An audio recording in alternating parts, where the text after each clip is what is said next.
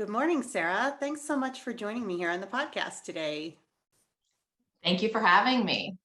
I'm excited to talk to you. I have so many different questions, but I want to start with your background just so our listeners can get to know you a little bit first.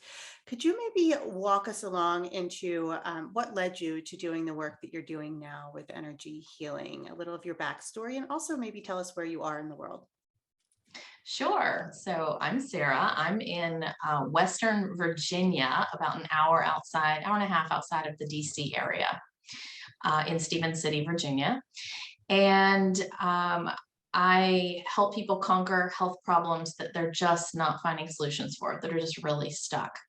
And I got into that line of work. I used to be an engineer, living a very normal, high stress life, as most of us do. I traveled for a living in logistics and planning, and my health crashed. I got a bout of food poisoning during my first pregnancy with my first child.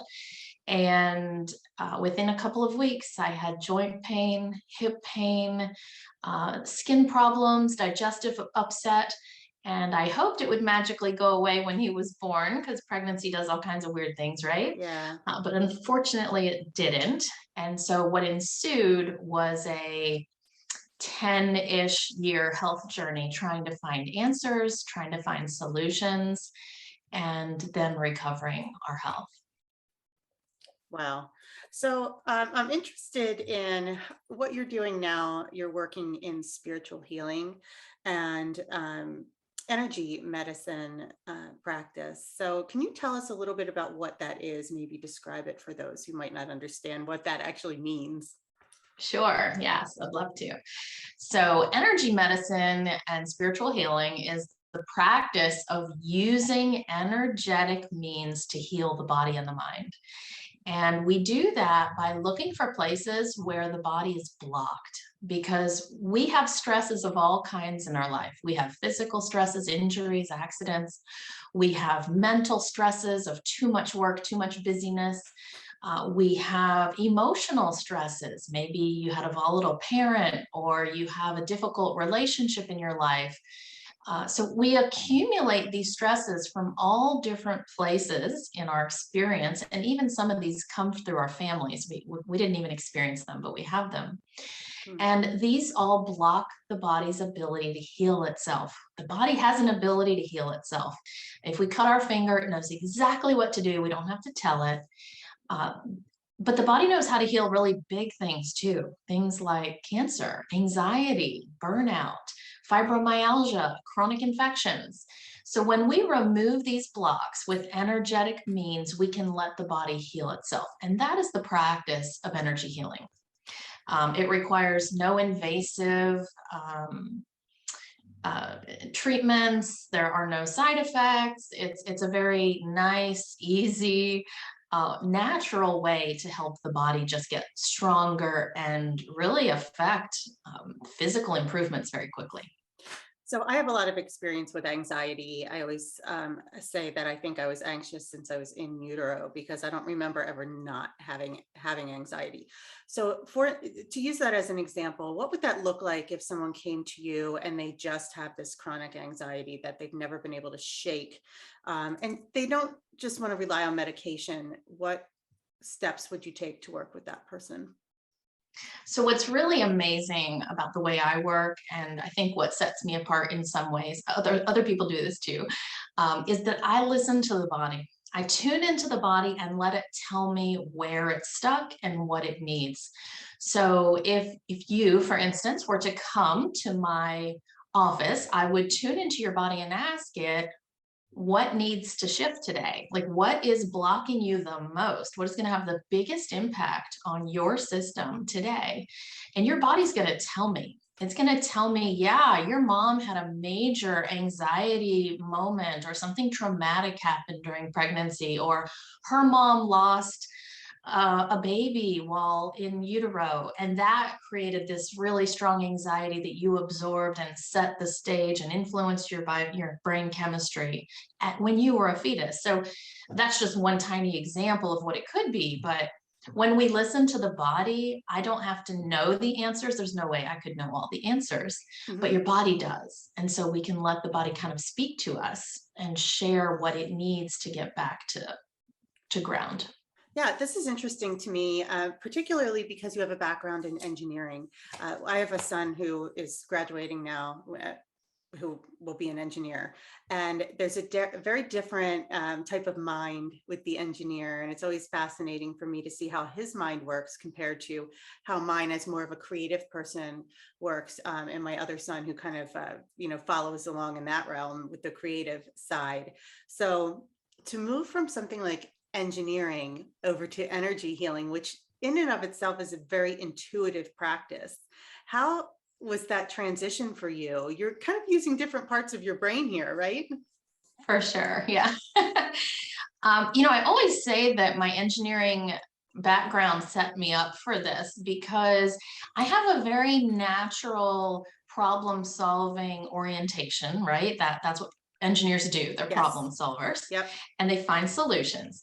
And so what I'm doing is identifying problems and finding solutions in terms of where I view the body as a system, which of course it is, Okay. Yeah. a very complex system. And I honestly think it was my engineering training that propelled me forward and gave me hope when I was in my health journey, because I knew a single event had happened that messed up my gut, messed up my immune system. I knew there had to be a way to unwind it. And medicine didn't have any answers. They didn't have anything for me. They said that there was nothing they could do. Now they have some treatments for chronic fatigue syndrome. They have some treatments for gut dysbiosis, but back then they had nothing at all. And I wouldn't have had hope if there wasn't this burning inside of me that knew something triggered an event. There had to be a way to untrigger it. And that really drives my work today, I feel, even with cancer clients. Cancer clients will come to me and they may not be hearing a lot of hope from any other avenue, but I deeply believe they can heal. The body knows how to heal. And we do have spontaneous healing of big diseases. There's a wonderful book called Radical Remission for anyone who is dealing with cancer or is afraid of it. It's a great book to read. But there is a way to heal our bodies. And I think that engineering influence shines through while I still access my intuition to be able to read that system in the body and know what it needs to heal. Very interesting. I can definitely see how that would work together now. At first I thought, oh my goodness, I can't wait to ask her this question.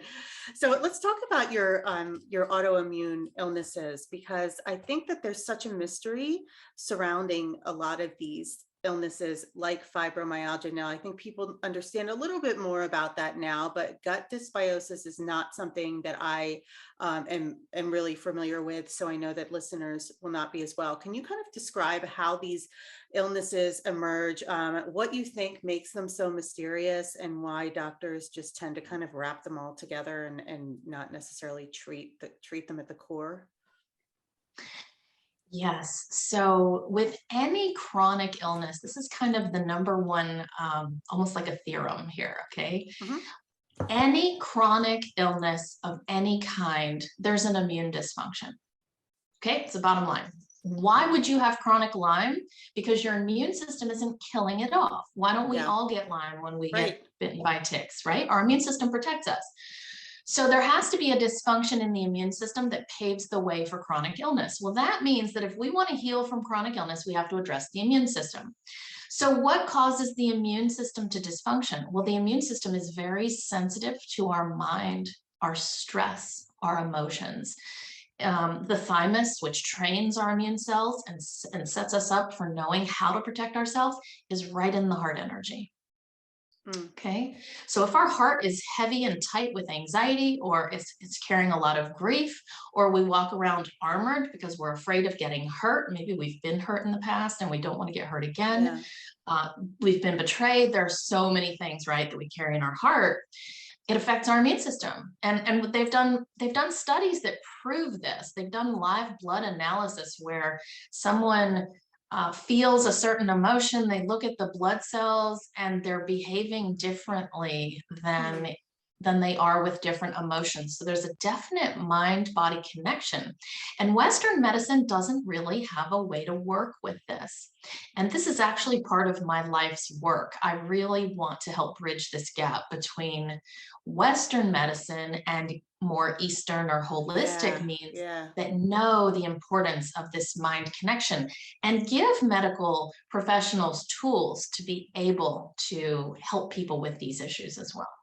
Yeah, that would be great. So, um, just to kind of jump back a little bit to your transition from an engineer to an energy healer, I've noticed a common theme across interviews that women are leaving these very high achieving jobs, right, to pursue other work. And I have experience with that also.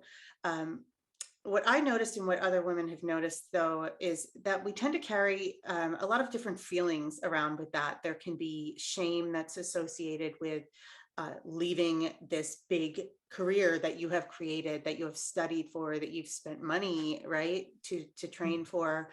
And also we have these labels that either we put them on ourselves or we allow other people to put them on ourselves, right? So, and it all has to do with expectations.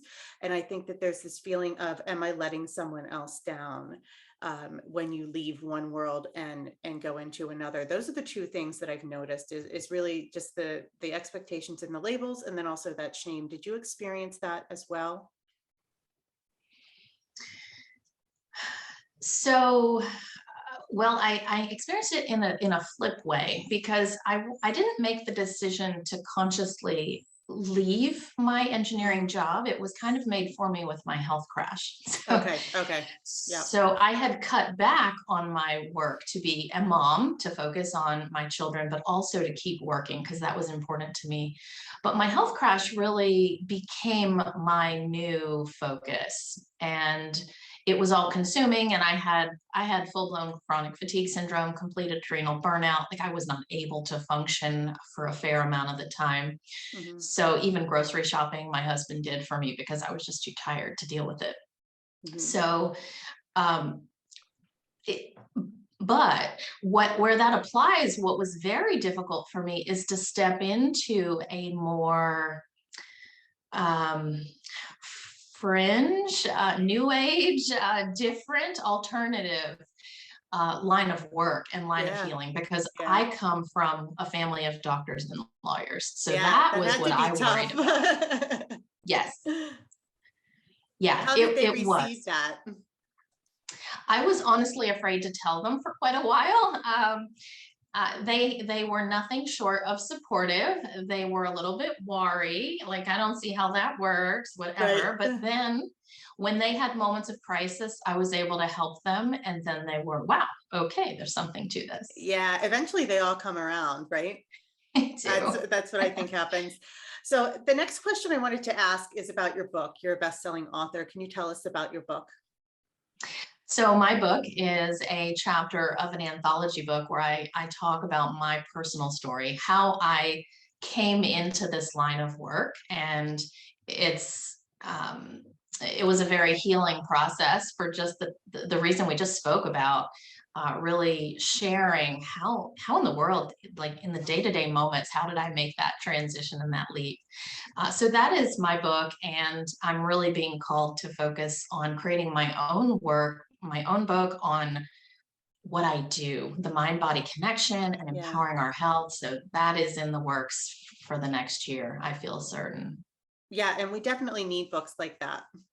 Now, I think women are being called to write them, but also there's a huge drive to not only read them, but listen to them, right? Because I think we listen to a lot of books now on Audible. I recently signed up for Audible. As you can see behind me, I was a literature teacher for many years. So I really like paper copies of books. However, when I'm in the car, when I'm out walking, when I finish this interview, I'll be going out and taking my walk, and I'm listening to either podcasts or nonfiction on Audible. So uh, I guess this is a good time to ask the next question. Are there any books or podcasts, in addition to your own, that you would recommend to women who are maybe struggling with mysterious health issues, who are looking for some kind of healing outside of traditional medicine? So I have three different categories because it depends on where you're at. So the first one is if you are struggling with burnout and stress, like your body is just depleted, and you're interested in learning more about the physical mechanisms. I really love Adrenal Fatigue um, by James Wilson, and he has a lot of wonderful resources online. He's tremendous amount of information where you can go and read either online or in his book to understand what's happening inside the body, because I think that's important. It helps empower us to know what's happening. That was one thing when I had chronic fatigue, no one really knew what it was. Yeah. Well, certain people did, but not many. I think now we have a deeper appreciation that the entire adrenal axis is dysfunctioning. But if you're really interested, if you're struggling with why am I going through this and why is life dishing me so much struggle, and how do I make sense of this from a more spiritual standpoint, from trying to understand, I really love Robert Schwartz's books, including Your Soul's Plan, discovering the real meaning of the life you planned before you were born. So he Yeah. goes through some amazing case studies of struggle and helping people understand why, what does this struggle do for us in our Yeah. life? And then if you're really interested in the mind body connection and how you can start healing, just getting some basics on the fact that the mind influences the body influences the mind. I think Louise Hay is a really great classic Yeah. foundation, very digestible way to start learning some of those. And that's really what I hope to share in my own work when I compile my writings, is really helping people understand that we have tremendous power and influence on our health by addressing some of these other mechanisms, not just the physical. Sure. I like that you recommended Adrenal Fatigue by James Wilson. I'm going to actually add that to my own list. This is an area that women, they could be experiencing this. They have no idea what it is.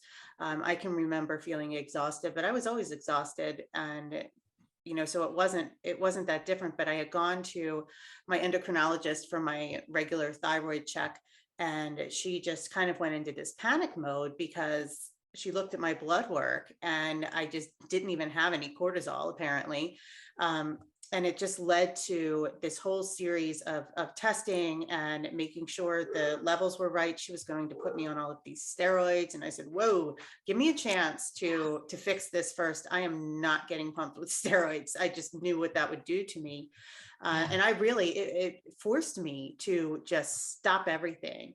And I remember it was right before the holidays, and I thought, oh, well, they're going to take care of themselves, and I need to relax, or this is it. I've literally shut my body down. Yeah. So it's important to see that, and you actually can see that in your blood work at times too. Okay, so the next question is really two-pronged. I wanted to ask you, what has been your greatest challenge leading you to where you are now? And then on the flip side of that, what has been your greatest joy in your journey? My greatest challenge, other than my health struggle, I mean, that was just a day-to-day challenge. Yeah. My greatest challenge has been learning how to master my mind, because our mind, when we are in our Western society, I was raised in a very scientific, achievement oriented, go, go, go for sure. I marvel at how little sleep I got as a teenager because I was too busy competitive swimming and teaching Sunday school and all these things. Yeah. um, our mind never stops, and that leads to stress. And there are foundation reasons for that. That's what I help people unwind, is taking out those belief systems and that old trauma and all those beliefs, so that we can calm down and not feel guilty about it, so that we can self-care and not feel shame, so that we can put our needs first and then help everyone else thrive more by making sure we are tended to. So mastering my mind has been absolutely the biggest struggle, and of course, one of my greatest lessons.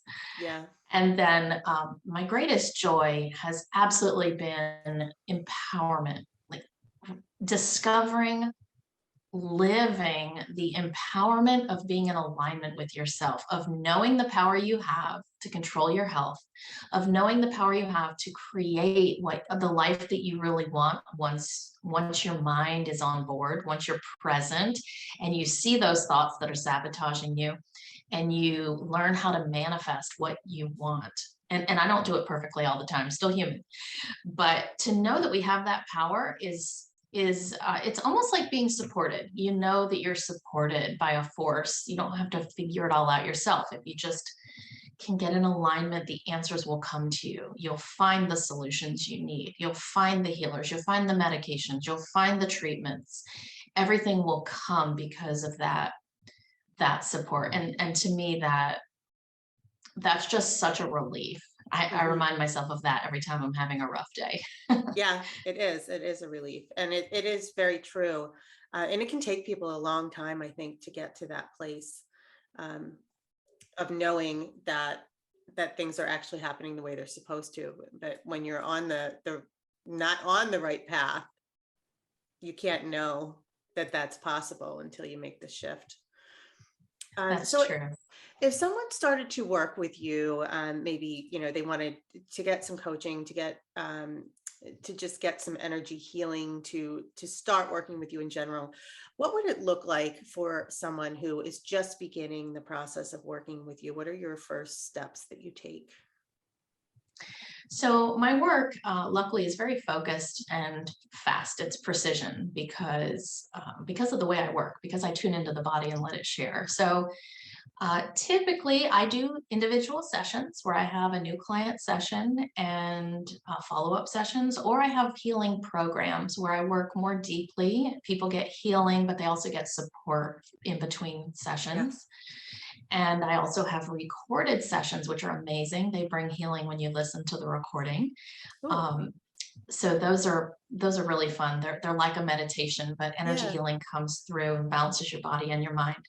So so the packages, and just like you would make an appointment to go to a massage therapist or a Hmm. Reiki practitioner, the process would be very similar to that. I work with people over the phone quite a lot. Most of my work is over the phone and in person. How would you say, I'm familiar with Reiki. I really like Reiki a lot. How does your work differ from Reiki? Because that's very much tuning into the body as well. Mhm, it is. With Reiki, and I am trained in Reiki as well, you are tuning into a Reiki master energy and allowing healing to come in and heal the body. Mm, In my work, I'm tuning into my healing team. I have a spiritual team of healers that work with me and through me, and I'm allowing them to come, and it can be anywhere from 6 to 12 or more that can come into a session to help heal things. But that energy comes through in addition to myself feeling and moving and pulling out energy. So my work, and my work is very focused on body parts. Typically when I have studied or received Reiki sessions, it's a little bit more general in terms of where you work with particular energy centers in the body. I'm actually zooming in. I might balance cortisol production in the adrenals, the cortex of the adrenals, and enzymes that are needed to get it into the cells. Like I might get very, very specific wherever energy is blocked. So I go very detailed when it's needed, or I stay broad at the energy center level or even an emotion level when it's needed. So that's the difference in my work. It's very pinpoint and can get very detailed into the body. yeah. And how does one learn to do something like this? Is it something that you can learn, or do you think it's just a gift that comes? I believe in my heart of hearts that every single one of us has this ability. Okay. Every single person has the ability to learn to tune into their body, to learn to listen to what their body needs, and to figure out how to help it. I believe everyone has the ability to learn how to move energy. I do teach people how to do that. I do have a practitioner training track, if you will. And I even have a boost your intuition type course. So I deeply believe, yes, some of us are probably more gifted, but I was an engineer. I didn't know intuition existed. I didn't know how to access it. It was completely foreign to me until I was in my mid 30s. And anyone can do this. I really do believe that. Great. My final question is, where can we find you online? You can find me at rayzenenergy.com, RayZen energy.com. And I have a free Stress Less mini. It's a free 10-minute audio that balances your body and your mind to stress. So if you ever feel that you can't sleep or you're anxious or you're really overwhelmed, give it a listen. It'll help you get back to that center. And that's on my website. Thank you so much. So it has been a pleasure talking to you and getting to know you and your story today, Sarah. Thanks so much for joining me. And thank you for having me. It has been a pleasure.